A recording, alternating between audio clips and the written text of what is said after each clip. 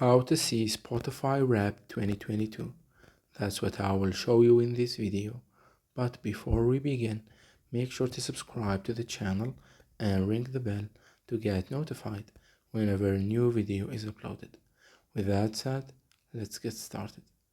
So the first thing that you need to do is to make sure that the Spotify app is up to date. Once you do that, go ahead and open up the app.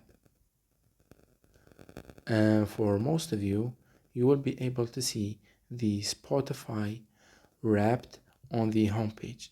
However, if you can't find it, you can easily click on the search icon at the bottom left, and you will be able to find it in the categories right here, or you can even search for it using the search bar, where both options will lead you to the same page for you to use as you want.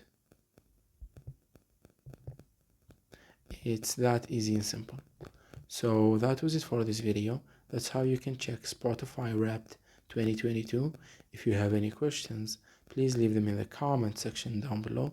With that said, see you in the next video.